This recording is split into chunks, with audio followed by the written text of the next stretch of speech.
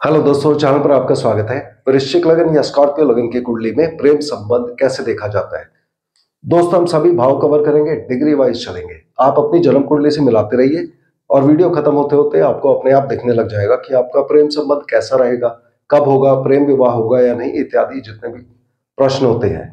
तो सबसे पहले जन्म कुंडली में चेक करिए, नंबर 8 यहाँ लिखा होना चाहिए, तभी ये वृश्चिक लगन की कुंडली है। प्रेम संबंध को हम पंचम भाव से देखते हैं, जहां नंबर 12 लिखा है, बृहस्पति देव इसके मालिक होते हैं। मगर इसका यह मतलब नहीं है कि केवल पंचम भाव या बृहस्पति ही व्यक्ति को प्रेम संबंध देंगे। बाकी बचे हुए 11 भाव और इनमें बैठे हुए कोई भी ग्रह अपनी दशा, अंतरदशा, प्रत्यंतर दशा में व्यक्ति को प्रेम संबंध दे सकते हैं। हम सारी कंडीशंस को एक एक करके कवर करेंगे। सबसे पहले पांचवा भाव। इस पांचवें भाव का जो इफेक्ट आता है, यदि यह भाव खाली हुआ या बृहस्पति देव स्वयं यहां पर विराजमान हुए, उस केस में व्यक्ति जिन लोगों से प्यार करेगा उन लोगों की पर्सनालिटी अच्छी होगी, देखने में गोरे होंगे, सुंदर होंगे, ज्ञान भरी बातें करेंगे, अच्छे एडवाइस, अच्छी काउंसलिंग आपको देंगे, टीचिंग प्रोफेशन में भी हो सकते हैं। और ऐसे लोग, इनका थोड़ा सा वजन ज्यादा हो सकता है। मगर अगर यहां पर बृहस्पति देव के अलावा कोई भी और ग्रह हुआ तो उस ग्रह का प्रभाव भी इन ओवरऑल कैरेक्टरिस्टिक के ऊपर पड़ेगा। अब अलग अलग ग्रह यहां पर कैसे प्रभाव देते हैं। पंचम भाव में दो कंडीशन हो सकती है कि या तो यहां पर कोई ग्रह ना हो और या यहां पर एक या एक से ज्यादा ग्रह हो। तो पहली कंडीशन, जब यहां पर कोई भी ग्रह ना हो तब हमें इसके मालिक बृहस्पति देव की पोजीशन चेक करनी है। बृहस्पति देव की दूसरी राशि अच्छे भाव में है, द्वितीय भाव में। तो ओवरऑल बृहस्पति की टेंडेंसी होती है प्रेम संबंधों में सफलता देने की। तो यदि बृहस्पति देव लग्न में हुए तो व्यक्ति प्रेम संबंध करना चाहेगा, बहुत प्रयत्न लगाएगा प्रेम संबंधों के लिए। यदि द्वितीय भाव में हुए तो स्वराशि बहुत अच्छी कंडीशन है, प्रेम संबंधों में सफलता मिलेगी यहां भी। यदि तृतीय भाव में हुए तो अपनी नीच राशि में आ जाएंगे, नीच भंग राजयोग चेक कर लेना चाहिए। फिर भी यहां पर व्यक्ति ऑनलाइन, इंटरनेट, डेटिंग साइट इत्यादि पे जाके खुद ही प्रपोज कर सकता है प्रेम संबंध के लिए, और रिजल्ट्स थोड़े कम रहेंगे मगर फिर भी सफलता मिलने का चांस होता है। यदि चतुर्थ भाव में हुए तो यहां पर प्रेम संबंध देंगे भी और तोड़ेंगे भी। यदि पंचम भाव में हुए तो अपनी स्वराशि हो जाएंगे और प्रेम संबंध के रिगार्डिंग बहुत अच्छे रिजल्ट देंगे। यदि छठे भाव में हुए, शत्रुता का भाव है, तो प्रेम संबंधों में वाद विवाद होगा और प्रेम संबंध टूट सकता है। यदि सप्तम भाव में हुए, शादी का भाव है, तो प्रेम का मालिक शादी के भाव में आ गया तो प्रेम विवाह का योग बना देंगे। यदि अष्टम भाव में हुए, ये कष्ट पीड़ा का भाव है, प्रेम संबंध में प्रॉब्लम देंगे या फिर एक छुपा हुआ secret, hidden love affair, extramarital affair दे सकते हैं और व्यक्ति की बदनामी हो सकती है। यदि नौवें भाव में हुए तो अपनी उच्च राशि में आ जाएंगे और प्रेम संबंध के रिगार्डिंग बहुत अच्छे रिजल्ट देंगे। व्यक्ति का प्रेम संबंध घर से कहीं बहुत दूर हो सकता है या व्यक्ति को प्रेम संबंध का प्रपोजल आ सकता है। यदि दशम भाव में हुए, यहां भी अच्छी कंडीशन है और व्यक्ति का प्रेम संबंध अपने ऑफिस सर्कल्स में किसी कॉलीग इत्यादि के साथ हो सकता है। यदि 11वें भाव में हुए तो बहुत अच्छी कंडीशन है, प्रेम संबंधों में सफलता मिलेगी।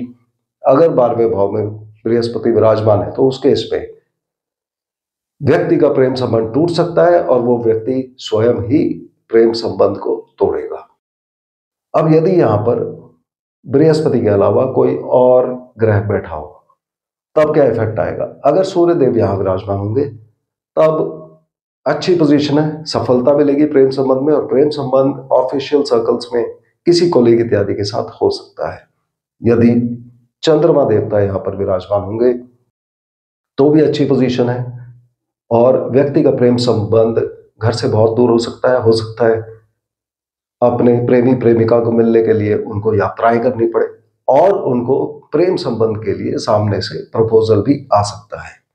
यदि यहां पर मंगल देवता विराजमान हुए, मंगल देवता लग्नेश है, तो व्यक्ति अपनी पूरी ताकत प्रेम संबंध में लगा देगा। मगर इस केस में हमको कुंडली का छठा भाव अवश्य चेक कर लेना चाहिए। अगर ये भाव खाली है उस केस में प्रेम संबंधों में वाद विवाद, लड़ाई झगड़ा होगा और व्यक्ति को प्रॉब्लम आएगी, प्रेम संबंध टूट सकता है।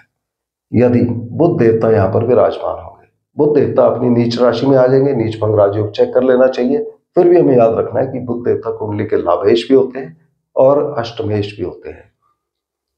लाभेश होकर ये ज्यादातर लोगों को प्रेम संबंध के रिगार्डिंग अच्छे रिजल्ट देंगे। मगर जिनकी कुंडली में भी अष्टम भाव खाली होगा उनको छुपा हुआ hidden secret extramarital love affair दे सकते हैं, या लव अफेयर की वजह से कोई ना कोई प्रॉब्लम दे सकते हैं।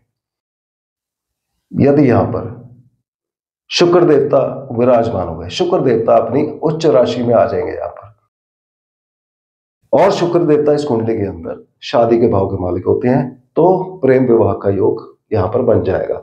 मगर जिनकी कुंडली में भी 12वां भाव खाली होगा उस केस में व्यक्ति प्रेम संबंध को खुद तोड़ देगा। यदि यहां शनिदेव विराजमान होंगे तो शनिदेव के प्रभाव में व्यक्ति इंटरनेट पर जाकर ऑनलाइन डेटिंग साइट एडवर्टाइजिंग के थ्रू ये अपना प्रेम संबंध ढूंढेंगे और उनको प्रपोज करेंगे। मगर जिनकी कुंडली में चतुर्थ भाव खाली होगा उस केस में शनिदेव प्रेम संबंध देंगे भी और तोड़ेंगे भी। यदि यहां पर राहु देवता हुए, राहु देवता धोखे के कारक होते हैं, ऑब्सेशन के कारक होते हैं, तो व्यक्ति को यहां बहुत सावधान रहना चाहिए, क्योंकि व्यक्ति का दिमाग लगातार प्रेम के बारे में सोचेगा, वो प्रेम संबंध में जल्दबाजी करेंगे और वहां पर गलती हो सकती है या कोई इनको धोखा हो सकता है। यदि केतु देवता यहाँ पर विराजमान हुए, केतु देवता डिटैचमेंट के कारक है, तो कुछ लोगों पर ऐसा प्रभाव आ सकता है कि उनका मन स्वयं ही प्रेम संबंध में पड़ने का ना करे।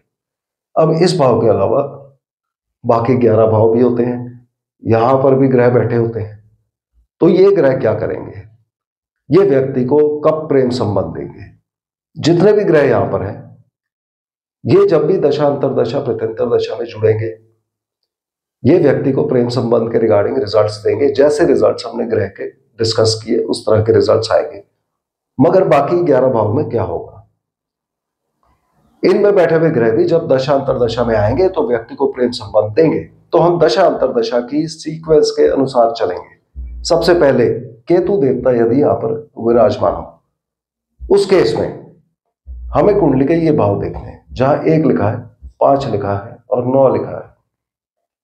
यदि इन 3 में से किसी भी भाव में कोई भी ग्रह बैठा होगा 0 डिग्री से 13 डिग्री 20 मिनट के बीच में, वो ग्रह अपनी दशा अंतरदशा प्रत्यंतर दशा में व्यक्ति को प्रेम संबंध देगा। मैं रिपीट करता हूं, यहां पर या यहां पर 0 डिग्री से 13 डिग्री 20 मिनट के बीच में कोई भी ग्रह होगा, उस ग्रह की जब भी दशा अंतरदशा प्रत्यंतर दशा आएगी और केतु देव यहां विराजमान होंगे तो व्यक्ति को प्रेम संबंध मिलेगा। उसी तरह से बाकी सब ग्रह, अगर यहां शुक्र देवता विराजमान हुए, एक बार फिर आप यही 3 भाव देखिए, यहां पर इनमें से किसी भी भाव में जो भी ग्रह होगा 13 डिग्री 20 मिनट से 26 डिग्री 40 मिनट के बीच में, वो व्यक्ति को प्रेम संबंध देगा जब भी वो दशा अंतरदशा में आएगा।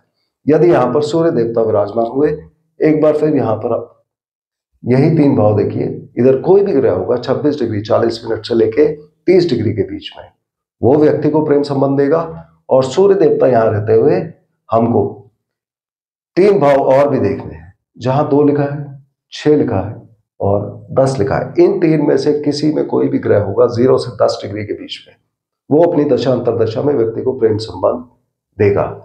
यदि पंचम भाव में चंद्रमा देवता विराजमान हुए, तो एक बार फिर आप 2, 6 और 10 जहां लिखा है, यहां पर बैठे हुए ग्रह अपनी कुंडली में देखिए। यदि कोई भी ग्रह यहां पर 10 डिग्री से लेके 23 डिग्री 20 मिनट के बीच में, तब उस ग्रह की दशा अंतरदशा प्रत्यंतर दशा में प्रेम संबंध मिलेगा। यदि यहां पर मंगल देवता हुए, तो एक बार फिर आप ये वाला 2, 6 और 10 देखिए। यहां कोई भी ग्रह होगा 23 डिग्री 20 मिनट से लेकर 30 डिग्री के बीच में, वो व्यक्ति को प्रेम संबंध देगा। और साथ ही मंगल देवता के यहां बैठे हुए हमको ये वाले भाव भी चेक कर रहे हैं, जहां पे 3 लिखा है, 7 लिखा है और 11 लिखा है।